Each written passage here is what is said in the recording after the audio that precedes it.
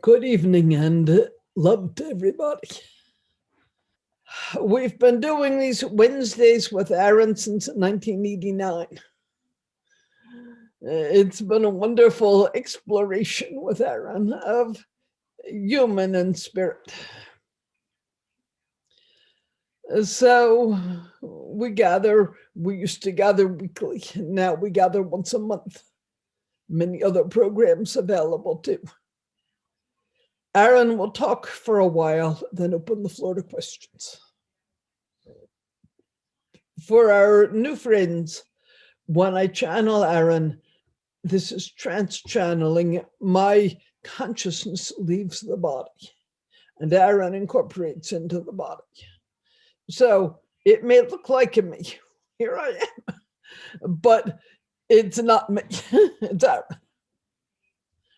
If you want to know who Aaron is and more about it, look on the Deep Spring site. I won't use our time describing that tonight. I'm asking Aaron, is there anything that he wants me to say before he comes in?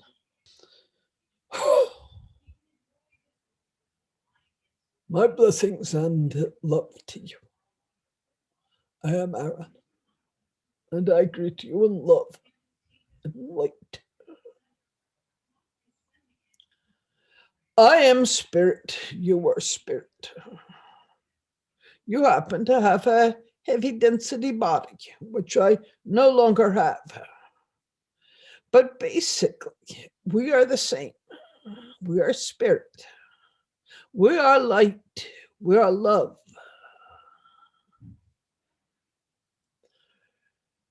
You were drawn into the incarnation, both related to karma and also for many loving reasons.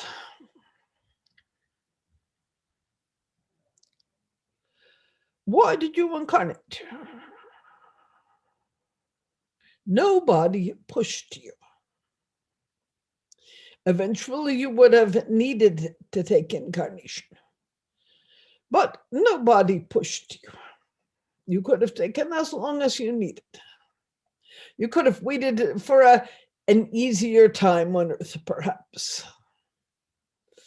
Maybe a lifetime in which there was no pandemic, no environmental distortions, no wars.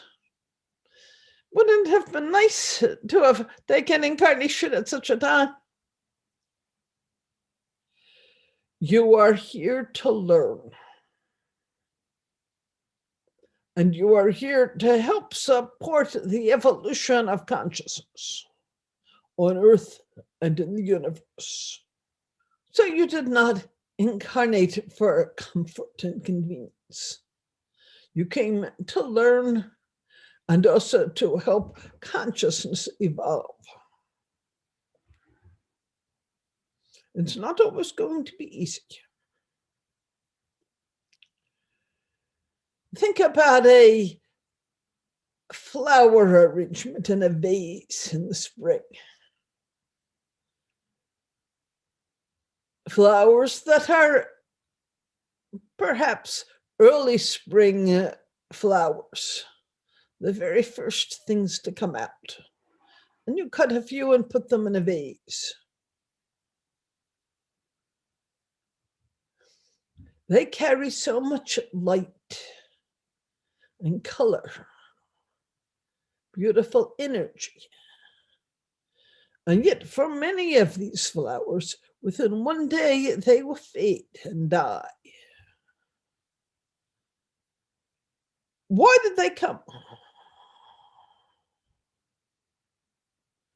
Can you imagine the courage it takes to push your face up through the soil, the still cold soil, to break through into the sunshine?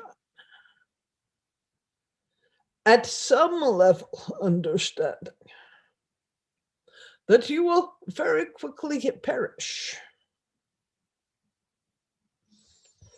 Now, the flower does not have so much self-identification.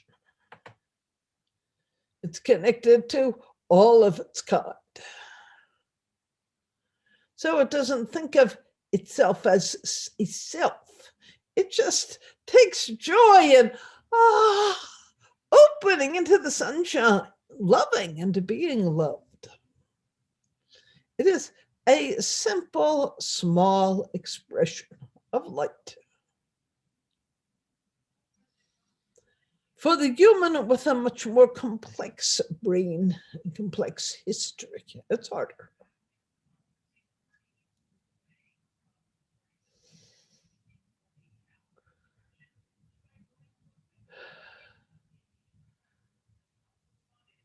I don't think there's ever been a time on Earth where everywhere on Earth it was peaceful for 100 years, where there were no diseases or strong environmental conditions for 100 years. What you're going through has many of these situations: the pandemic, the environment, political struggle, much more, all compacted together.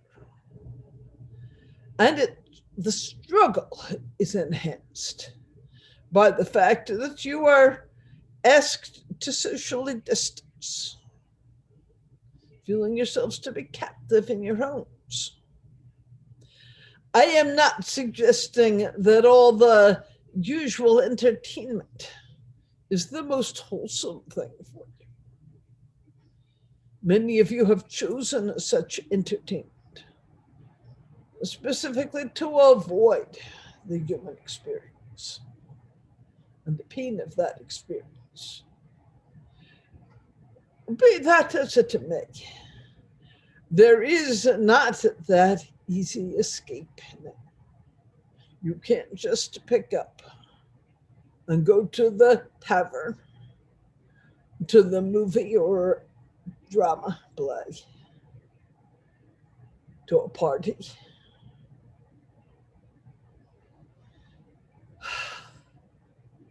But you are social creatures. You are mammals, used to a life experience of interconnection, of touch, of talk, of exchange of ideas, which can be exchanged, yes. But for most of you, it feels a bit different here on the Zoom screen than it would if the 30 of you were sitting here in this room, or in Barbara's living room as we used to do it, with a warm fire blazing. People leaning back on the floor, leaning back against a chair sitter's knees. Somebody rubbing your shoulders. Feel that loving energy around you. You miss it. My talk tonight is not about the fact that you miss it, which is a normal experience for you. Of course you miss it. Of course you're stressed. There's a virus out there that has killed over 1 million people. I don't know, I've lost count. We didn't need that count, but it's above 1 million. So you feel unsafe. And you're suddenly juggling far too many balls. Or for a few of you, not enough balls. Come on, I need some entertainment. I need something to juggle. Stress, sadness, grief, fear. For those who are younger souls, and of course there are many in the world, and there is nothing wrong with being a younger soul. All of you were young souls at one time or another. But the younger souls don't question reacting to their emotions or physical body situation. If they're angry, they blow up. They're angry. If they're sad, they cry or strike out at something. There's not an issue for them of do no harm. It's harder to be an older soul because there is a deep intention to do no harm. Yet there is still the building up of stress and of grief, of fear and of pain. What do you do with such emotion?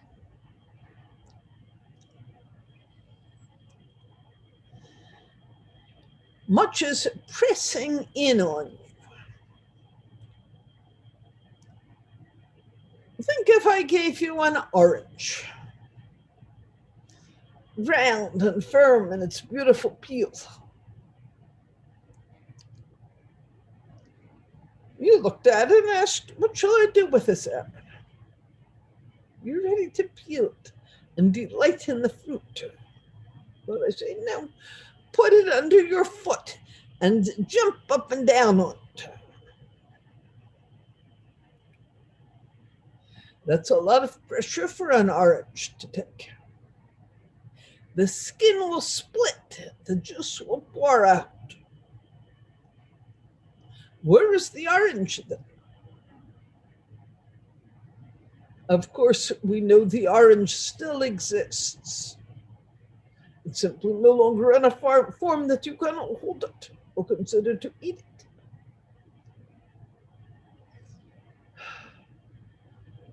You are in so many ways like this orange. The orange has no story. I should not give in to pressure. I should not split. But you as old souls have that story.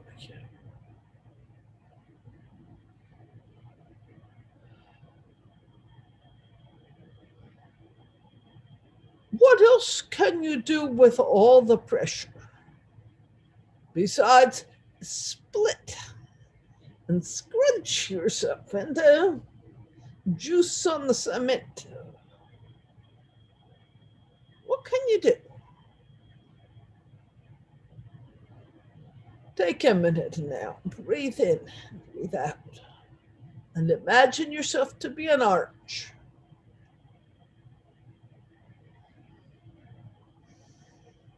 You're here with a bowl of dozens of oranges. And you're looking forward to the experience of feeding a human. How does that feel? I don't remember. When somebody peels me and breaks off a segment and takes such delight in my sweetness and my juice. Oh, it's nice to be so appreciated. Feel that possibility for the orange. And then suddenly somebody comes along and picks you up.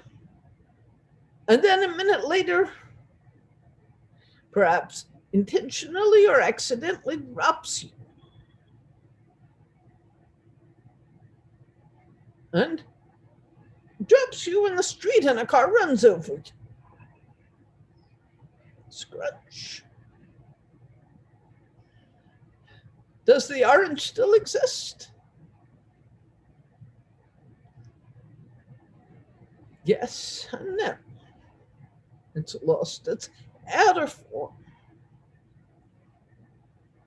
It has lost its ability to serve the purpose that it thought it came for. But we repeat, the orange has no rule for itself of, I should stay intact until someone peels me and eats me. The orange is able to just be as it is. It's scrunched, and think of all the squirrels and birds that come and enjoy the bitter fruit, saying thank you, thank you.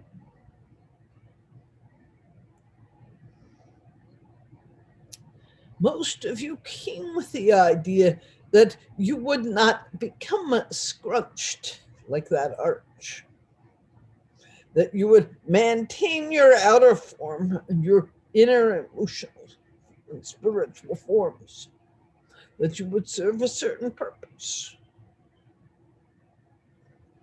It was a nice plan. But this is not how the human experience works. There is going to be pain, impermanence, and loss of what you hold dear. There is going to be confusion. There is going to be weariness.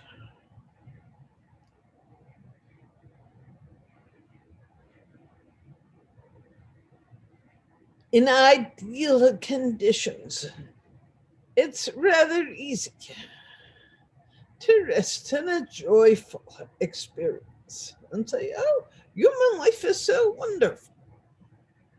But then it changes in a minute. A heart of your human intention is to reach in and express your inner light into the world, regardless of external circumstances.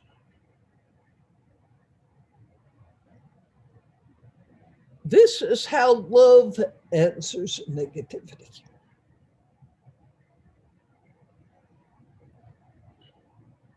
Love finds its innate radiance and is willing to step up, look negativity in the face and say, you can scratch me so my juice feeds something else other than where I thought it would go. But you cannot destroy my juice. You cannot destroy my oranges.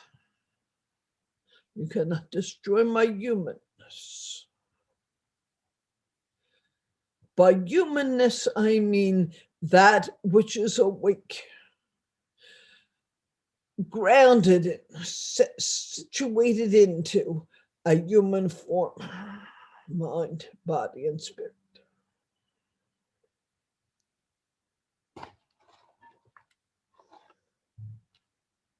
This is so precious that you come with this combination. The awakened heart and the human who is really very fragile, easily battered physically and emotionally.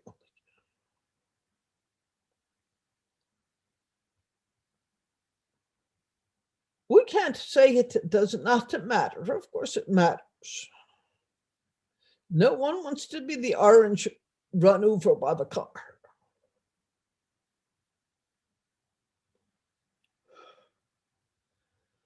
But if I could begin to tell you in how many lifetimes that has happened, did it destroy you? No. You're still here and you're still radiant. You're still willing to take a chance that you can more fully be an expression of love in this heavy density world. That your free will choices do make a difference, grounded in love.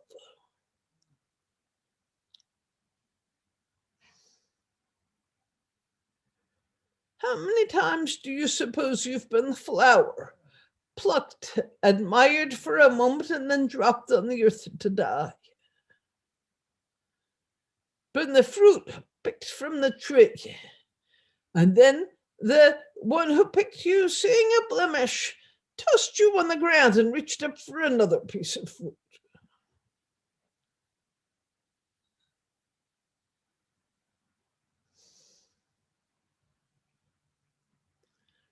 And you, I can't say lived through it. There's not really a proper word for it. You moved through the experience without destruction of the essence of your being. Each time that you experience such destruction or such compression, right now in this lifetime, most of you are not being destroyed, simply compressed or stretched, both extremes. Each time that you experience that and say, I trust, I will watch this experience and ask continually or frequently, who is experiencing being stretched beyond tolerance or compressed beyond tolerance, broken apart beyond what I thought I could tolerate? Who is experiencing this? You've all heard me say frequently, that which is aware of anger is not angry. That which is aware of fear is not afraid. That which is aware of grief is not grieving. That which is aware of being peeled and torn into segments is not experiencing that. That awareness, that essence of your being, can move through all of these experiences with love. What do I mean by that? With love. Love is basically an expansive emotion. Positive polarity is open, spacious, where negative polarity is contracted.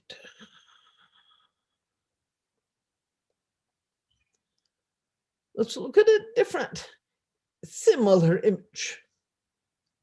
Maybe you have an orange juicer in your house. One of the hand ones or a motorized one. You cut the orange in half and put it over the cup and squeeze the juice out.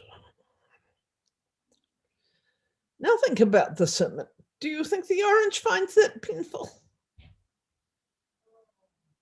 Or is the orange therein having the opportunity to experience itself being shared out into the world, fulfilling its highest intention of service?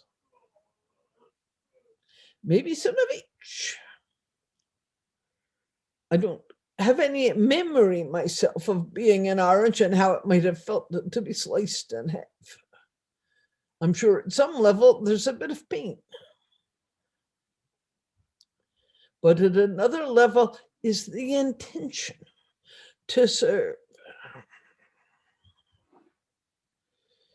Is this pandemic slicing you in half? Are the politics of the past 2 months slicing you in half?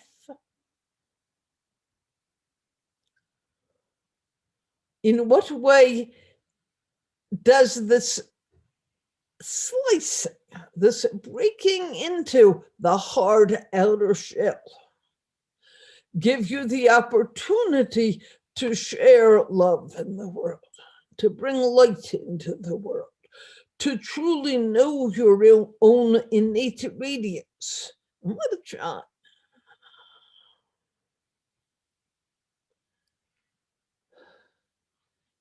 It's very hard. I know some of you are struggling. I know Barbara at times has been struggling.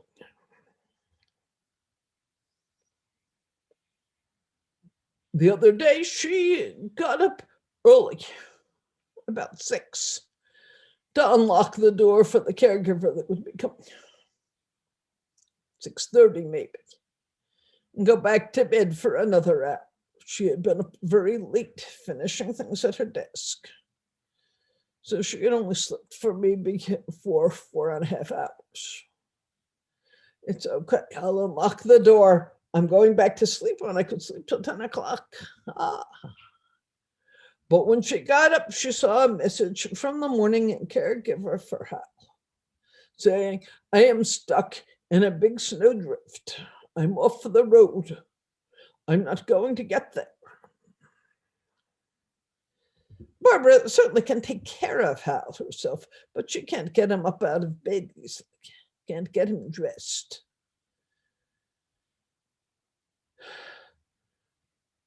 It was one of those, they call it straw that broke the camel's back. Basically, she has been open-hearted and positive, but it was just that one thing too many. Oh, what will I do? And she could see herself spinning off into this negative cycle. Fear, anger, it wasn't just about the morning caregiver. This is the morning you here in Michigan had big snow 2 days ago, I guess, yesterday. It wasn't just about that day. It was the accumulation of the past 3 years. Hal, I don't know what the date is, but mid-February, Hal had a stroke in late February 2018. So it's been 3 years.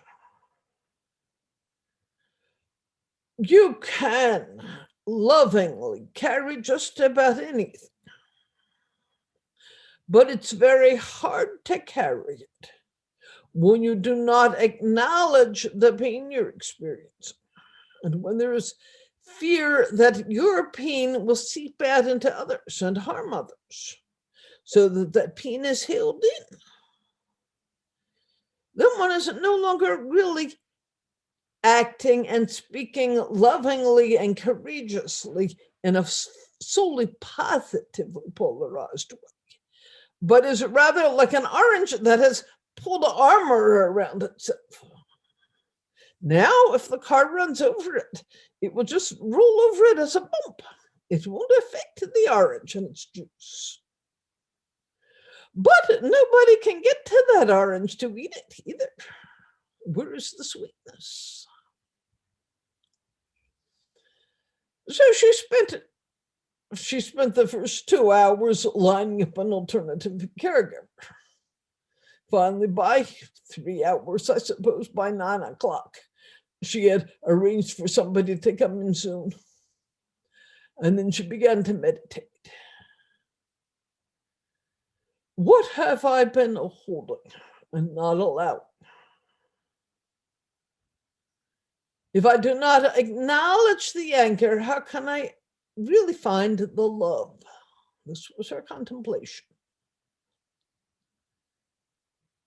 It's really perhaps only the second time in these 3 years that she allowed herself to cry. She had the idea, I must stay strong and cope.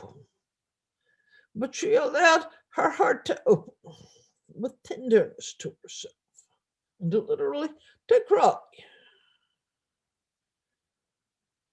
Then I asked her if she had had a while crying. I said, what are the blessings of these 3 years?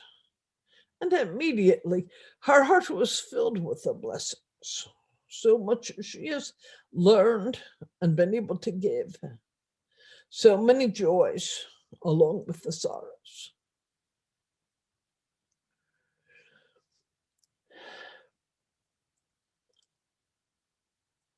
The question then becomes, how can you be the orange that has a tender enough skin that it can be sliced or peeled so that the inside is accessible? But understand how to keep it strong enough that when it inevitably gets stepped on or run over, it's not destroyed. Can you do both?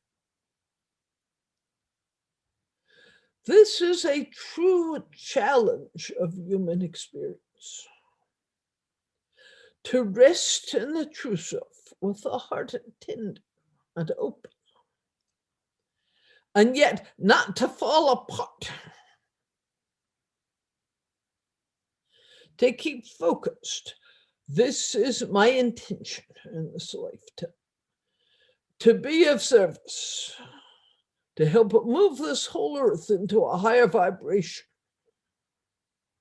to more fully love and allow myself to be loved.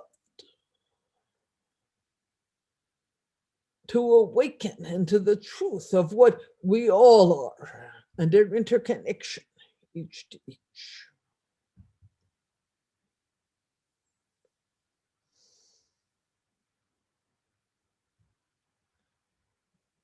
The orange is perhaps a good example because when you peel it, it breaks into segments. It looks like one orange, but here are all these segments. Which segment is the orange? Think of the sanga as one orange. And when you peel it, it has 100 and more segments. Each segment is unique, and yet they're all a part of the orange. You have all come into the incarnation with the intention both to learn and to serve. To learn who you are and to learn to live in this radiant heart and let it shine out. No heavy, solid skin, but a transparent skin, so the fruit may be accessible. You teach others through the work that you do. Barbara spoke of her experience a bit at the start of class last night, and I could see from many of the class reaction that it was helpful to them, that she was able to meditate deeply with her experience of, in the beginning, really despair, to open to a place of honesty with herself and to share it. Because when you share not just your joy, but also your pain, it helps others to see, I also can own both my joy and my pain. I'm stronger than I look. Knowing that strength, knowing that radiance of yourself. There's that quote, when life gives you lemons, make lemonade. When the lemon gets squashed, we'll use it for lemonade.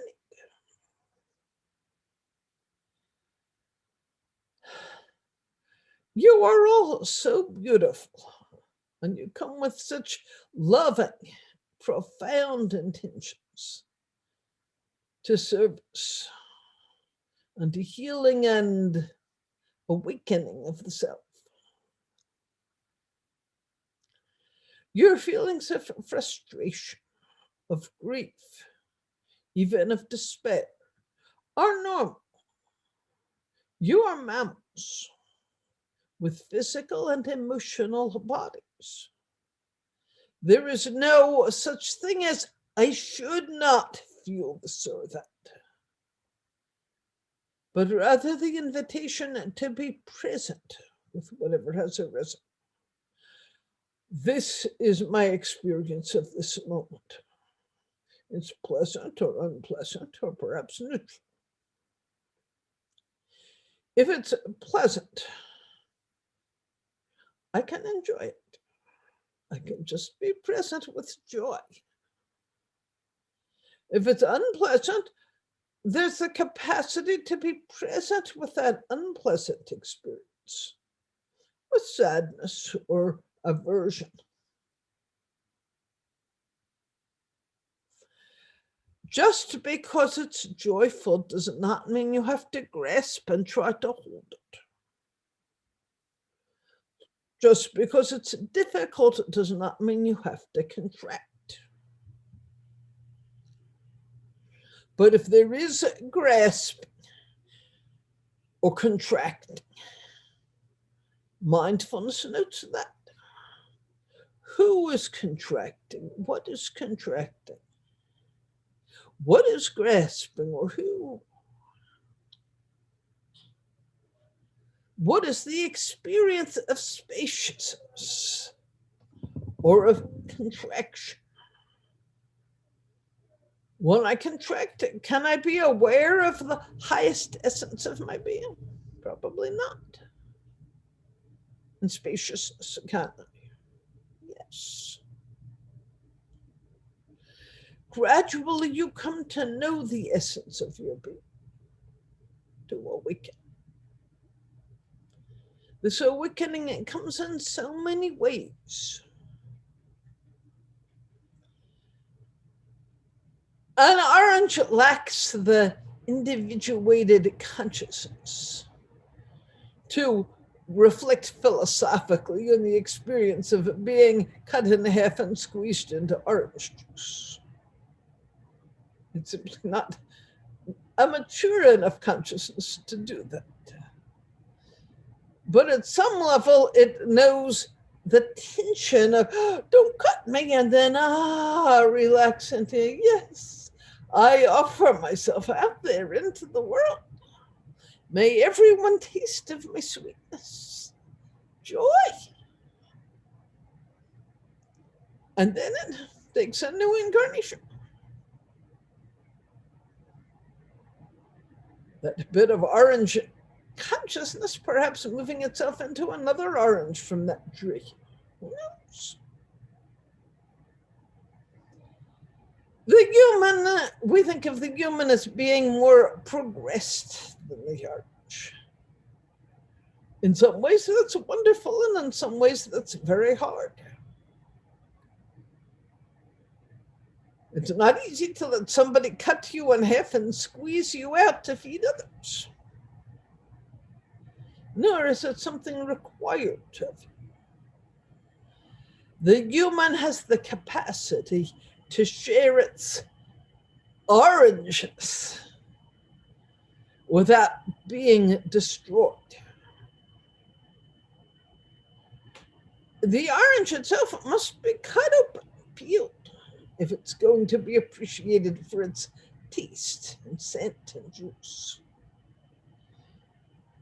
The human has the wonderful capacity to offer not juice, but love, luminosity, kindness. And the wonderful thing about the human experience is the more that you offer in this way, the more you grow. You don't become destroyed to offer it. You grow. Your power grows. Your light grows. But something also is destroyed for the human as it offers itself in this way. It must let go of the idea of being a separate entity.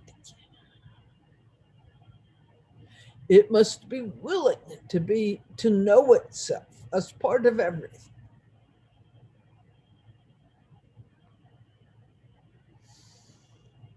When something squeezes you, a situation like Barbara had yesterday morning, a situation of the death of a loved one, a situation of just fear or sadness or anger.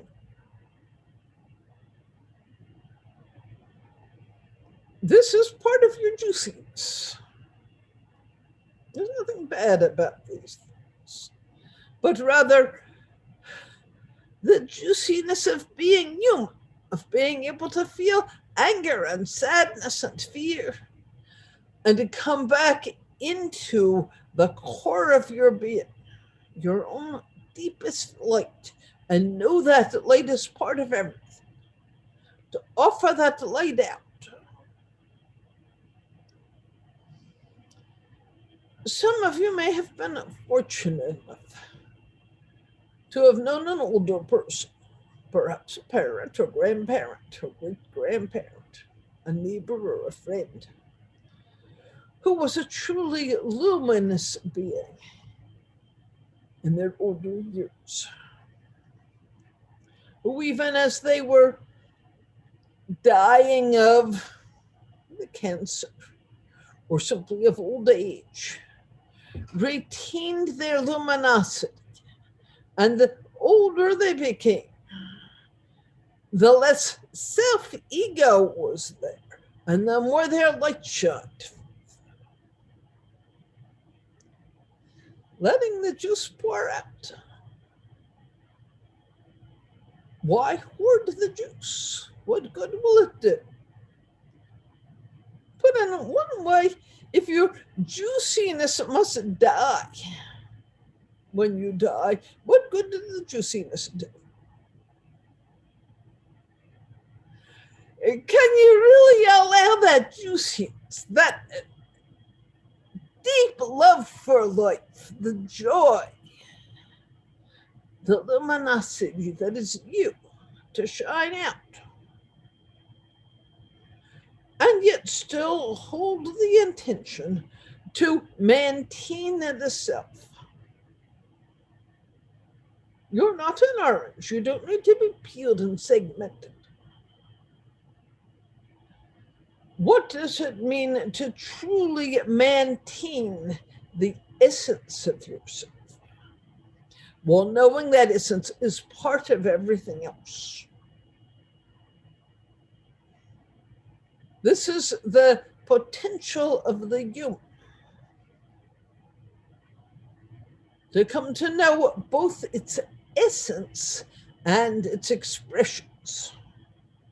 To understand how the essence feeds the expressions. So the expressions of kindness, of service, of whatever it may be, become available in the world and a part of everything that everybody is expressing out in a positive way. The more that pours out, the more you gain. You don't lose it. And when the body finally does release itself, the essence simply shines forth. And perhaps it will come into a new body, and perhaps it will not have reason to do so.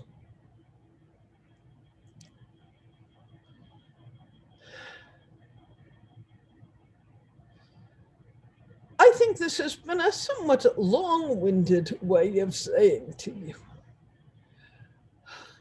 be tender with yourselves, with the pain that you're experiencing in these times, with your feelings of vulnerability, of sadness, of anger, of fear, of confusion. Be tender with yourself. And also know that those feelings are impermanent. They are conditioned expressions. When they come, just hold them until they dissolve, and find the light, the essence of being that is doing the holding. You are that light. You are that loving kindness. This is why you are here in the incarnation right now. There is an abundance of heavy catalyst on the earth right now. Negative polarity, what I call the loyal opposition, would like you to despair about that heavy catalyst, to believe I must conquer it, fix it, to fall into traps of anger and contraction. Where will that get you?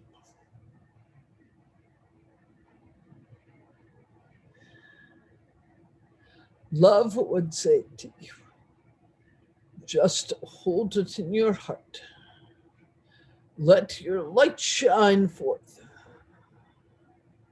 You know, I'm leading up to, at the end of my talk, we're going to have to sing this little light of mine.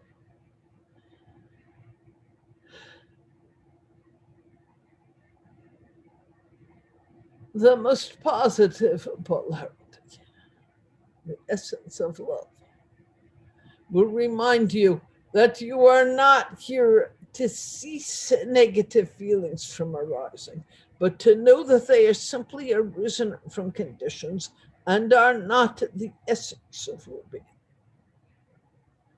The more you are able to rest in that essence, with your heart open, the less power the negative experiences have. And that high vibration coming from you truly does change the vibration on the whole earth. That high vibration, the coronavirus cannot survive that high vibration.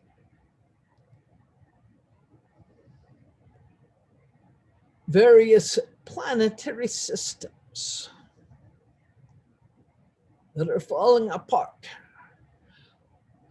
are drawn back into an integrity and wholeness by high vibration. Everything can begin to come back to normal. Normal is another odd word. What is it normal? Let's say into stability. The whole interrelation of the earth element, the water element, the fire element, the wind element, all coming into a stability with each other based on high vibration. The elements then are talking with each other and reminding the earth itself how to co-create itself into that beauty, that Eden that is its essence. How to heal the waters, how to put out the wildfires, to become invulnerable. You are the ground for this. When cold winds blow across you and knock you over, and you get yourself up and say, where is my inner warmth? Wind, you may not knock me over. Then you were teaching the earth. When heavy rains start to flood the land and wash everything away, and you stop and say, what is the inner balance of elements? No, the water element in me may not take over, and the water element on earth may not take over. I invite balance. In these ways, these are just a few examples, but in these ways, you support the remembering of the earth to know its wholeness again and return to that. When you say to the politicians, no, you may not use words of hatred, each to each. I don't care what party you are from. I will not support a being that belittles, that harms through language or through acts. Basically, politicians, clean up your act. Party doesn't matter. Clean up your act. Learn to be loving and respectful to each other so that we can co-create the world that we all seek.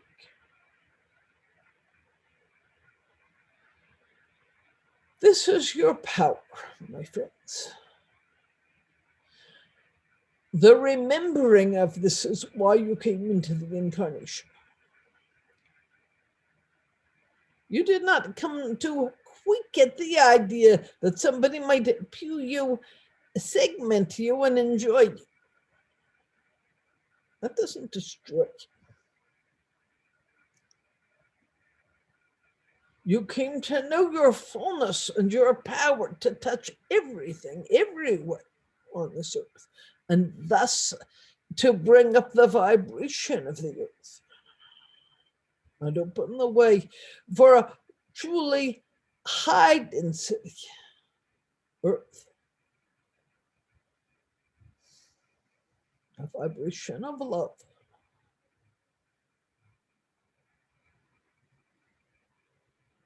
It's hard work, I know. I think back to some of my early lifetimes. And had there been the human conditions that you're experiencing right now, I might have been wringing my hands in despair. But you can do better. You have been preparing yourself to live through these times with love and to consecrate that love to the fullest expression of goodness, of non-separation, of joy, so that all beings may thrive everywhere and the earth may thrive.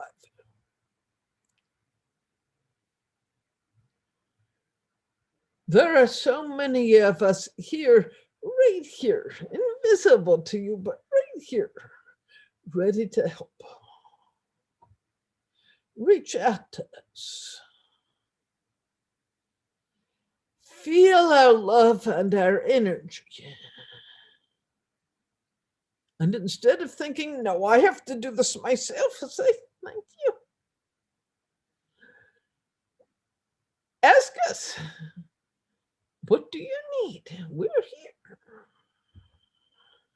Let us co-create this Eden of an earth, this higher density earth, for the highest good of all and for the alleviation of suffering for all. We can do this.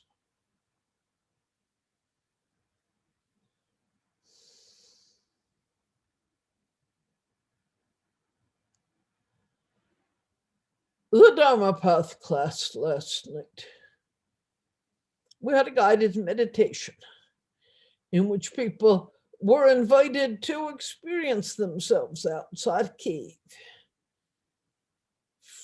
They could hear voices crying for help in the cave. Everybody had ropes to rope themselves together, so nobody feared being lost or alone, but could go off down different dark passageways to where the crying voices originated. Moving into the cave, not to rush toward the crying voices saying, I have to fix that, but just pause.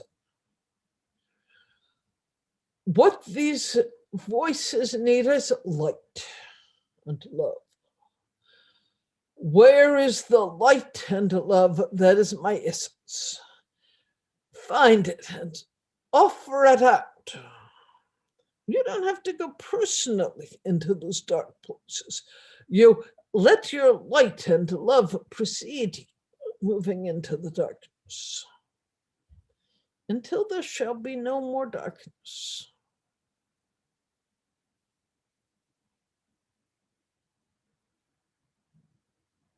Perhaps there will always be darkness, but not in a negative sense. Darkness is simply absence of light. It has no ultimate reality. Light has an ultimate reality. As the light reaches into the darkness moves back, and we want some darkness. How would you see the stars if there was not the darkness around them that allowed them to light up so beautifully in the heaven? You cannot see the stars so easily in the daytime. Darkness is often used as a metaphor for negativity, but darkness in itself is not negativity.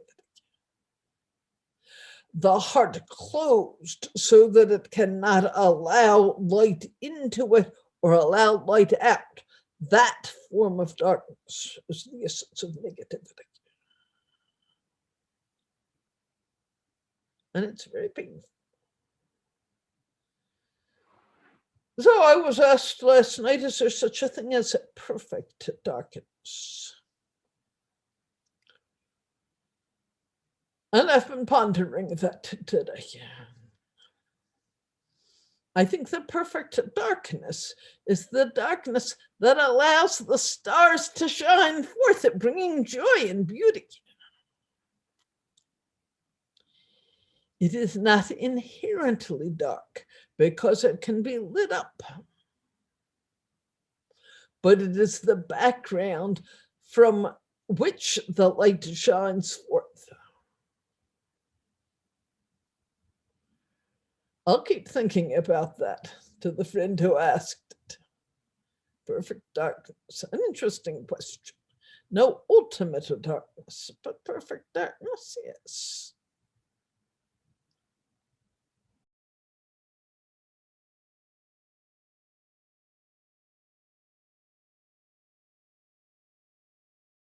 This is Barbara, not Aaron. Aaron will come in at any point where it's appropriate and useful.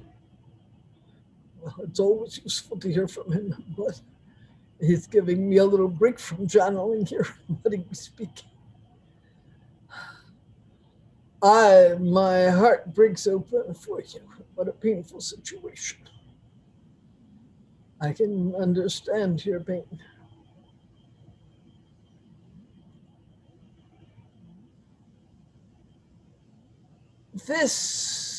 The world situation that we're all in right now, gives us a very profound opportunity to look at who we are and what we're doing here and what our commitment is. Looking at the questions, how well am I able to love myself and others? What blocks that love? These are very hard questions, and sometimes it's very helpful to have others like this group. Many of you have other spiritual groups, people who you can share and talk to about these kinds of things. Working with loving kindness meditation. Sometimes forgiveness meditation can be helpful. The other thing that I hear from your question, and I know there are many in this group in this situation, there are many of us who incarnated fully through this earth density. Maybe we were minerals and plant and animal and now human. We've always been on this earth plane. There are others who have lived on other planes and evolved on other planes, sometimes non-material or quasi-material planes. The traditional spiritual term for these people is wanderer, somebody who wanders. And I don't really love that term because we're not wandering, we're here. But this is the traditional term, so we use it. Wanderers who are newer to the earth plane, maybe old souls, but new to the earth plane, often have this feeling of, what's the story here? Why is this planet so crazy? I don't want to be here. And so just knowing that maybe you came from that kind of background and that what you're experiencing of, this place is crazy, get me out of here, this is normal. And it's okay to feel that way. Just hearing that can sometimes give you permission to allow yourself to be uncomfortable and say, okay, I'm here for a reason, and instead of complaining about it, let me see if I can figure out the reason, and if that will be helpful.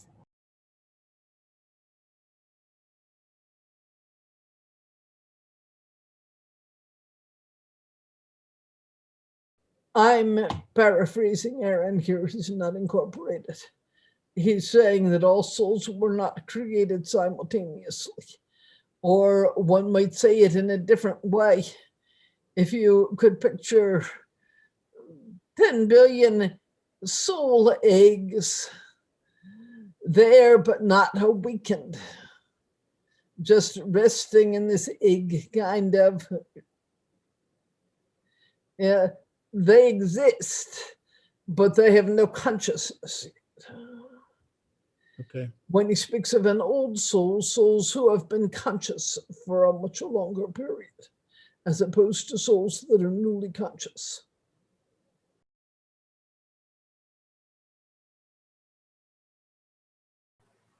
I find for myself, when I'm asking that question, what the heck am I doing?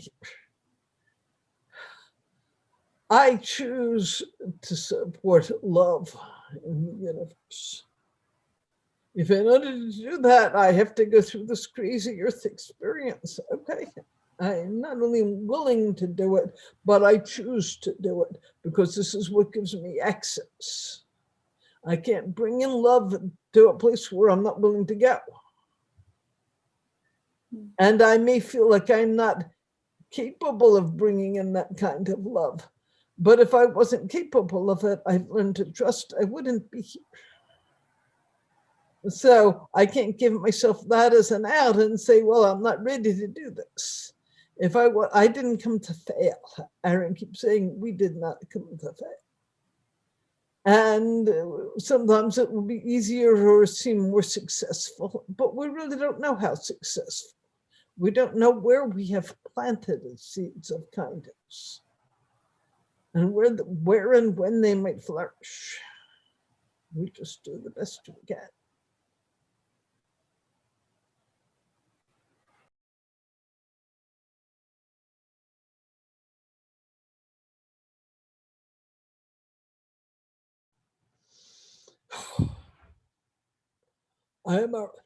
Your innate radiance has really little to do with your physical body. Your innate radiance uses the medium of your physical body while you are in incarnation as a place through which to express itself. But your innate radiance is in no way limited to that physical body. When you die, the innate radiance simply is, just as it is now. Only it is not at that point connecting, presenting through a material body. No difference, though. Where would it go? What is this innate radiance? It's the essence of your being, the pure heart mind. It is love. Where would it go?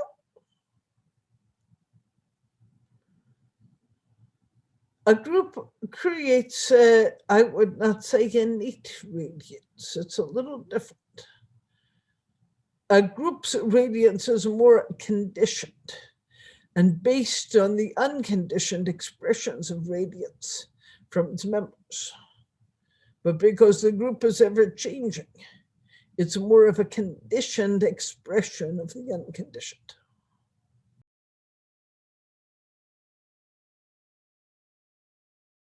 Your light is one expression of your essence. How can we define essence? You use the term soul. There are other words. What is your essence? It's a mix of light and intelligence.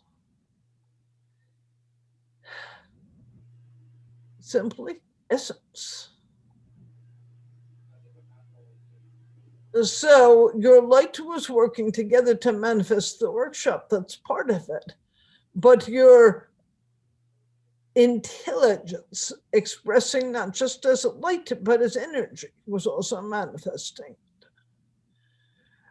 The love that is one expression of your essence, that was coming together to manifest the workshop.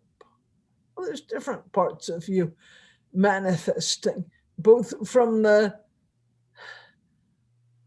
I use the term heart mind, the heart and the intellect, but not mundane intellect so much as knowing and presence and awareness, all coming together to manifest the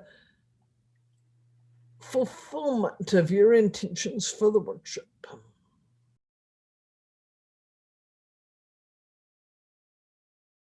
Yes, you undoubtedly can get better, although the workshop was filled with radiance and love.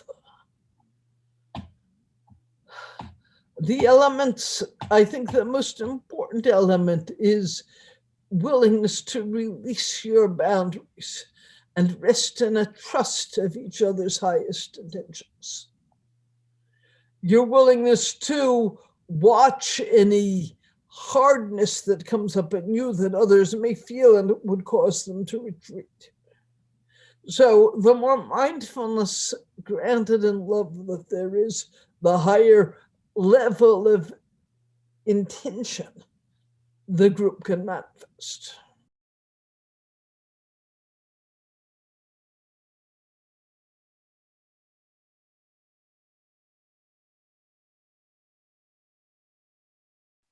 Those of you who have had deep meditation experiences know that thought, in terms of discursive thought, is not necessary for insight in meditation. You might have no way of expressing or understanding that insight during the meditation. It's just there. And then after the meditation, the mental body returns to be able to find words to caption the experience, so to speak. But the experience is not dependent upon words.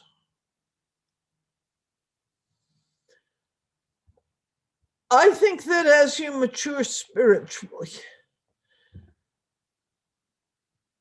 that deeper knowing that I have no articulation for serves more and more as a base. Then the discursive mind doesn't really have so much work to do. Let's go. There's more that presence with understanding that takes in everything. It's a very powerful experience for you when suddenly there's that kind of connection, a knowing that connects with everything and deeply understands. So, yes, I would say yes. There is a book. The book is called Cultivating the Empty Field by Hongzhi. And several pieces, they're short, just a paragraph. They're very beautiful. He was, I think, 12th century Zen master. The field of boundless emptiness is what exists from the very beginning. You must purify, cure, grind down, or brush away all the tendencies you have fabricated into apparent habits. Then you can reside in the clear circle of brightness. Utter emptiness has no image.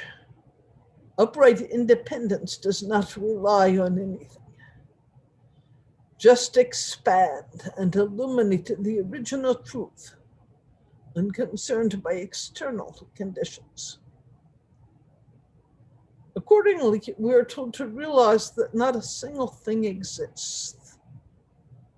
In this field of birth and death do not appear. The deep source, transparent down to the bottom, can radiantly shine and respond unencumbered to each speck of dust without becoming its partner. The subtlety of seeing and hearing transcends mere colors and sounds. The whole affair functions without leaving traces and mirrors without obscurations. Very naturally, mind and dharmas emerge and harmonize. An ancient said that non-mind embodies and fulfills the way of non-mind. Embodying and fulfilling the way of non-mind, you can rest. Proceeding, you are able to guide the assembly. With thoughts clear, sitting silently, wander into the center of the circle of wonder. This is how you must penetrate and study. Thanks to Hongzhi.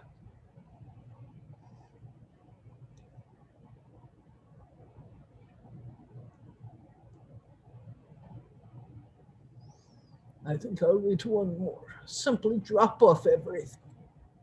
These are so inspiring. They're not something you read and then try to figure out that you read them and then you move into your meditation practice.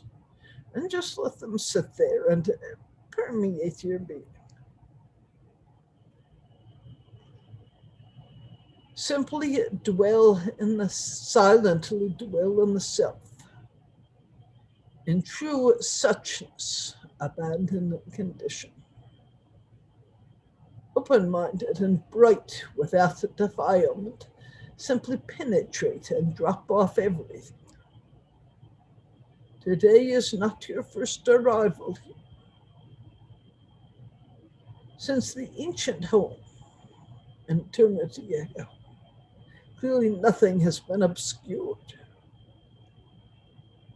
Although you are inherently spirited and splendid, still you must go ahead and enact it.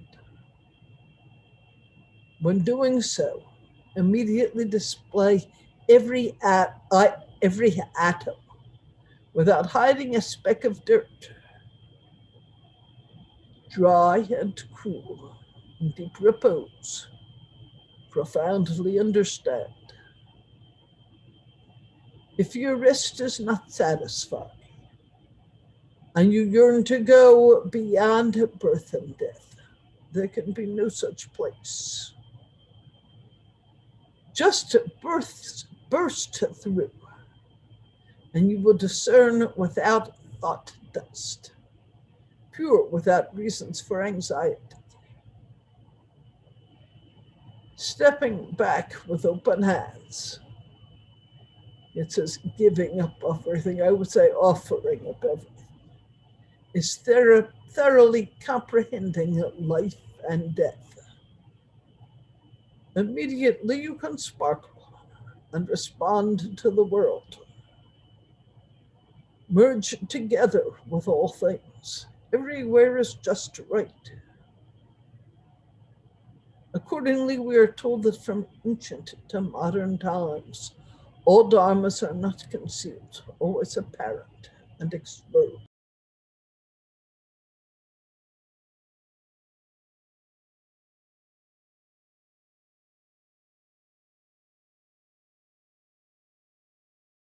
There is no amount of plasticity or flexibility that is great. Each being is as it is. And you must move ahead with kindness to the self, caring, respect. There's a balance, mindfulness, so that you observe when you begin to contract and pull armor around the self out of fear. That which is aware of fear is not afraid. That's true.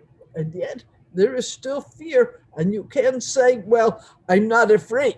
I'm aware of the fear, so I'm not afraid, and I won't be responsive to the fear in any way. I deny the fear. That doesn't work. That which is aware of fear is not afraid and is able to note this human in this moment is afraid and to hold the human with kindness and compassion. Very patient, taking as long as the human needs to give a little bit more space. But if at a certain point it feels too hard, it's okay to say, I need to stop. I invite the cessation of this kind of catalyst for now until I'm more ready to handle it. My highest intention is service to all beings, including myself. And I put myself in that circle of love. I cannot put myself out of that circle of loving kindness. When approached in this way, there's the opportunity to see the fear as an object and give it time and space to dissolve. Simultaneously to find the one who is not afraid, but also to work through and release any experience of shame, I should be able to do this, or those kinds of emotions, so that the whole thing grows just organically and beautifully.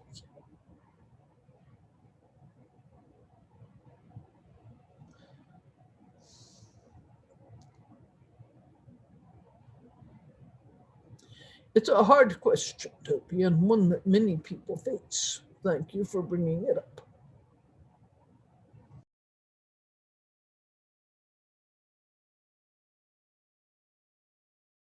As you know, we're a group here of about 30 humans and several hundred spirits.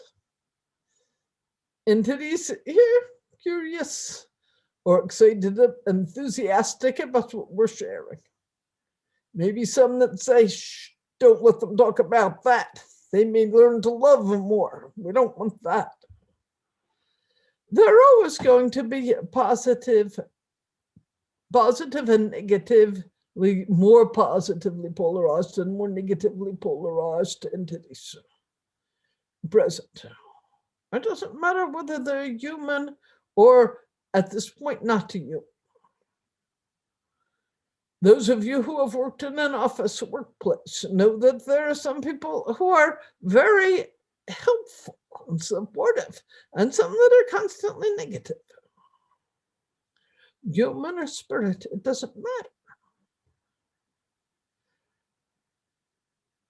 Here in the earth plane, you have the opportunity to address other humans and practice, learning how to find a place in your heart that can say no or ask questions from a place of openness rather than from a place of guardedness and armor.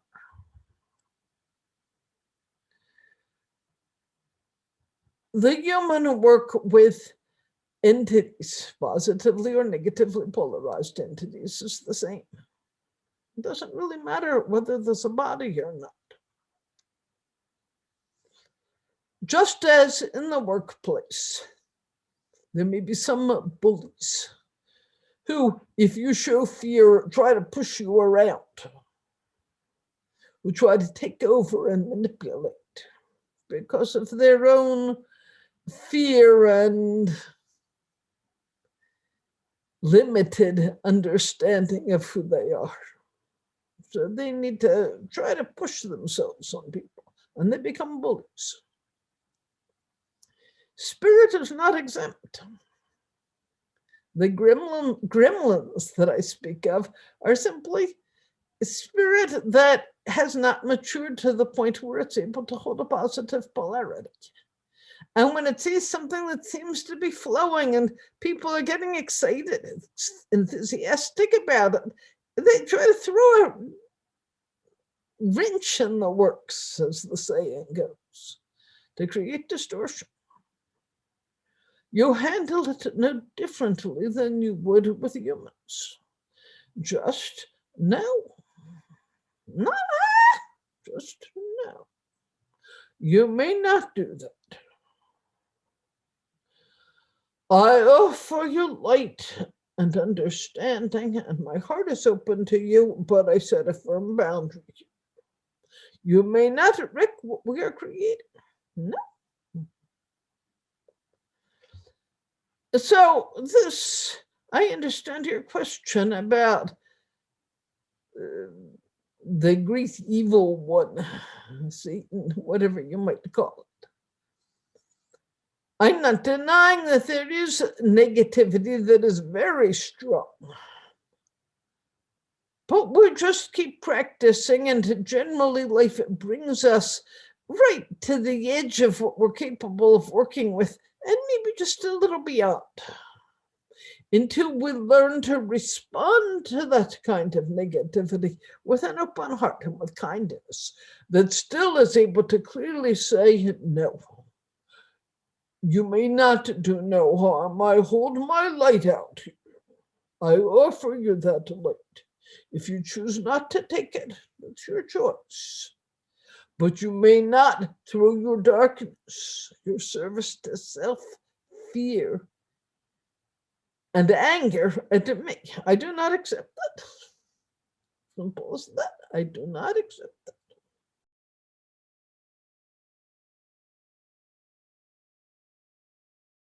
Presence. It brings us face to face with the experience. Something frightening or uncomfortable has happened. It's an object. It's unpleasant, and then aversion arises. We want to control it or stop it, fix it. Then we may turn on ourselves with some degree of shame. I should be more mature than that. I should respond in an open-hearted way. Where's the kindness? So the book entitled Presence, Kindness, and Freedom. With regular Vipassana practice, you learn how to watch objects arise, to know them as pleasant or unpleasant, to know with the pleasant ones that sometimes there's then grasping. With the unpleasant ones, there's aversion. To feel the contraction and be able to say, aversion. This is the new predominant object, the direct experience of aversion. How am I relating to that one? First, is the aversion pleasant or unpleasant? Almost certainly unpleasant. Can I hold this unpleasant experience of aversion without a self-identification with it, without trying to fix it? Can I just be here with it and begin to deepen in the wisdom that it's all arising out of conditions and nothing there is solid or permanent? As you do this and find deeper ease in doing this kind of practice and not getting locked into reactivity with what's arising around you, there's freedom. At that point, not ultimate freedom, but a little bits of freedom. Something comes up in your life and anger arises. Maybe the judgment, I shouldn't be angry, or this should not have provoked me. Hardening. And you note hardening. Here's the object, hardening. Breathing in, I am aware of the hardening. Breathing out, I hold space for the hardening. I offer myself kindness for this. And then again, the opportunity for the wisdom to arise. All of these thoughts are just arising from conditions and have no ultimate reality.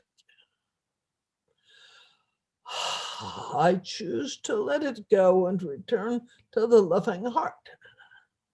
I have the freedom to make that choice. I have the freedom to experience the quietness and spaciousness of the loving heart. And it grows, gradually it grows.